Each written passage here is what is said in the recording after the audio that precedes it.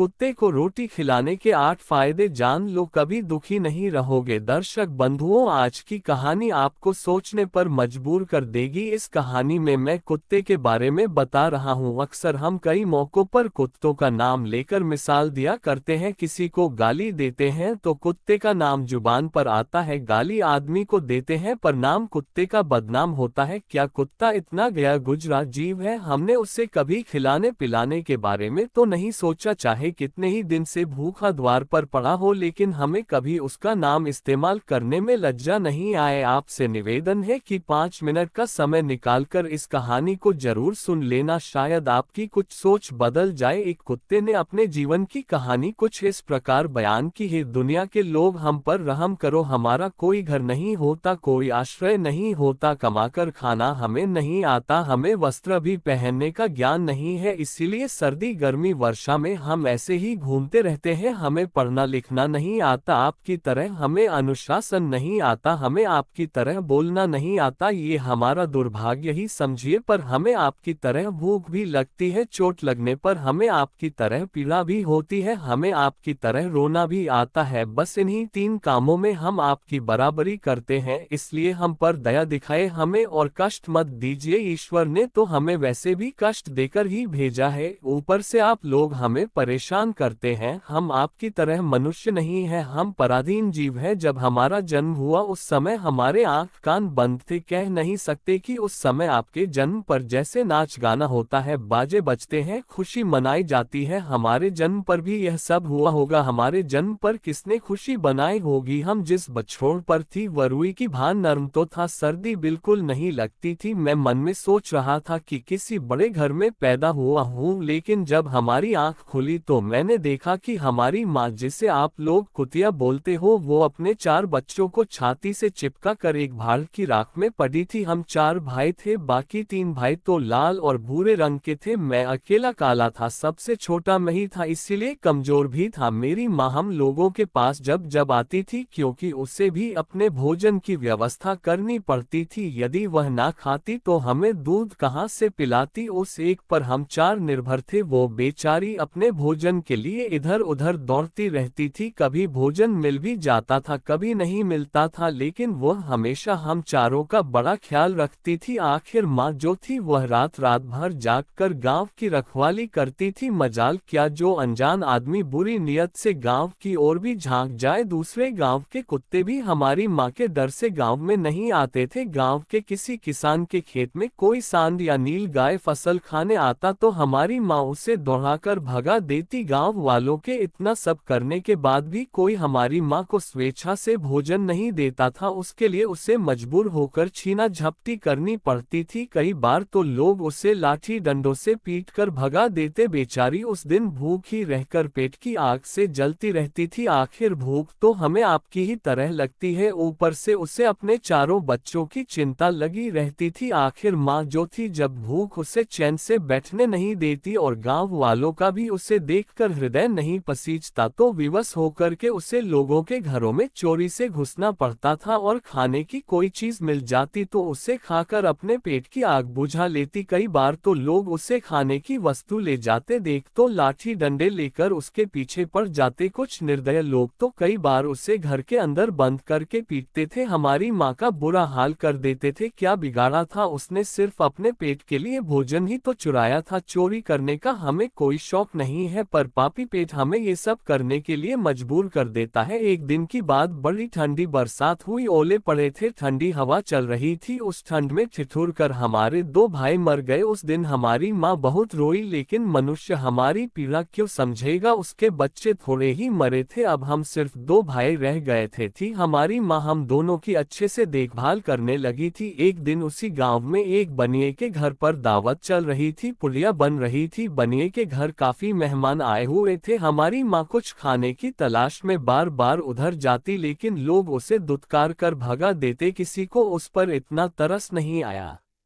कि एक पूरी उस बेचारी को खाने को फेंकते, एक पूरी से उनका क्या बिगड़ जाता। मेरी माँ ललचा ललचा कर रह जाती। माँ वही खड़ी खड़ी देखती रही। उधर बनिए के आंगन में दावत खाने का सिलसिला चालू हुआ। भोजन परोसा जाने लगा। माताजी भी वही जाकर पूछ हिलाने लगी। खाना परोसने वाला आदमी जब किसी काम से भीतर गया तो मेरी माँ दबे पांव पियो के चकड़े के पास पहुंच गई। अब तो उसे देखकर चारों तरफ से दू दू हाहा धत धत की आवाज होने लगी। चारों ओर से लोग चिल्ला चिल्ला कर ऐसे भागे कि मेरी माँ वो चीख पुकार सुनकर घबरा गई। दो तीन आदमी डंडे लेकर उसके ऊपर से बड़ी बेरहमी से दौड़े। मेरी माँ वहां से घबरा कर भागी, मगर उसे वहां से निकलने का कोई रास्ता नहीं मिला, क्योंकि सामने से लोग डंडे लेकर आ रहे थे। तो माँ जो लोग वहां खाना खा रहे थे उनके ऊपर से होकर गुजरती हुई भागी की रास्ते से बाहर निकल गई। मेरी माँ अपने निकलने पर इतनी हैरान नहीं थी जितनी कि उन लोगों को देखकर हुई थी जो वहां पर दावत खा रही थे। वे सब उठकर खड़े हो गए। उन्होंने भोजन करना छोड़ दिया। कह रहे थे कि कुत्ते के लांग जाने के कारण भोजन भ्रष्ट हो गया है। सब एक दूसरे से विचार कर रहे थे कि अब क्या किया जाए। खाना तो सब खराब हो गया। बेचारा बनिया फूट फूट कर रोने लगा। कुछ लोग तो ये भी कह रहे थे, भाई कुतिया के लागने से भोजन खराब कैसे हो गया, उसने खाने में या पतलों में मुंह फोड़ डाला है, सिर्फ ऊपर से निकल ही तो गई है। लेकिन उनमें कुछ लोग बड़े घरों से लक रखती थी, उन्होंने एक भी नहीं चलने दी। कह रहे थे कि भोजन तो भ्रष्ट हो गया, ये हमारे खाने के लायक नहीं है। आखिरकार उन्हीं की बात मानी गई। अब तो वह सारा भोजन गरीबों में बांट दिया गया। उस दिन तो मेरी माँ को खूब पेट भर के खाना मिला था। ऐसा सुख उसने जीवन में कभी नहीं पाया था, लेकिन वह सुख उसके लिए बड़ी मुसीबत बन गया। वो भोजन करके वहां आराम से लेटी थी, लेकिन उतने में वो बनिया डंडा लेके वहां आ पहुंचा और उसे बुरी तरह से पीटने लगा। उसे वहां से भागने का भी कोई अवसर नहीं मिल पाया। डंडों की चोट से वह बुरी तरह चिल्लाने लगी। माँ का विलाप सुनकर पत्थर भी पसीज जाता, पर उस हृदय को उस पर जरा भी रहम नहीं आया। वह उसे कठोरता पूर्वक पीटता रहा। माँ का वह आर्तस्वर पूरे गांव में सुनाई दे रहा था। तब कुछ लोग आए और उसे समझाकर बोले, भाई जाने दो, भूख में तो आदमी की भी बुद्धि भ्रष्ट हो जाती है। वो तो एक पशु है, उससे अच्छे बुरे का क्या ज्ञान। अब उसे मारकर आपको क्या मिलेगा, जो होना था सो हो गया। लोगों के समझाने के बाद उसने हमारी माँ को पीटना बंद किया। माँ ने आकर सारी कहानी हम दोनों भाइयों को सुनाई। हमने सोचा कि कितना कष्ट भरा है हमारा जीवन, हम कुत्तों का जीवन। आदमी एक रोटी के टुकड़े के बदले एक चोर के जितना पीटता है। धिक्कार है ऐसे लोगों पर जो हम लोगों की पीड़ा को नहीं समझते। एक दिन की बात और बताऊं, गांव में एक बाहर का मुसाफिर आकर ठहरा हुआ था। उसने अपने भोजन के लिए एक जगह चूल्हा बनाया था और उस पर दाल बनने के लिए रख दी। उसके बाद आटा गूंथ रख दिया। वह वहीं पास में कुएं पर पानी लेने चला गया। इधर कहीं से मेरी माँ भी घूमती हुई वहीं पहुंच गई। उसने गूंथे हुए आटे को रखा, देखा तो सोचा कि शायद इस आटे का कोई मालिक नहीं है। यही सोचकर वो उस आटे को खाने लगी। उधर मुसाफिर ने कुएं के पास से देखा कि उसका आटा एक कुतिया ने आकर खा लिया है, तो वह बड़ा दुखी हुआ। वह बेचारा माथे पर हाथ धरकर रोने लगा, क्योंकि वह भी 2-3 दिनों का भूखा और थका हारा था। कुछ लोगों ने उससे कहा, अरे भाई, इसने तुम्हारा भी आटा बिगाड़ दिया, कल तो इसने बनिया की पूरी रसोई ही बिगाड़ कर रख दी। मुसाफिर दुखी होता हुआ बोला, भाई मुझे क्या मालूम था ये दुष्ट कुतिया मेरे आटे को खाने के लिए घात लगाए जाने से बैठी है। मुसाफिर ने आओ देखा ना ताओ लाठी लेकर कुतिया के ऊपर टूट पड़ा। माँ उस आटे को ठीक से खा भी नहीं पाई थी, पर उससे ज्यादा कि उस पर लाठी बरस गई। महीनों तक मेरी माँ लंगड़ाती हुई घूमती रही। तब उस दिन समझ में आया कि आदमी कितना खुदगर है। हम उसका कोई कार्य करते हैं तो भी वह हमें नहीं समझता। हमारी कमी यह है कि हम उन्हीं मतलबी इंसानों के अधीन रहना चाहते हैं जो हमें कष्ट देता है, जो हमें प्यार से खिलाता है। हम उसके कितने काम आते हैं ये उन्हें नहीं पता। उसके घर की रखवाली तो करते ही है, साथ ही साथ और भी बहुत सारे लाभ हैं जिन्हें मनुष्य नहीं जानता। यदि वह हमें रोटी खिलाने के फायदे जान जाए तो बहुत से अपने जीवन में होने वाले नुकसान से बच सकता है। आज मैं आपको बताऊंगा कुत्ते को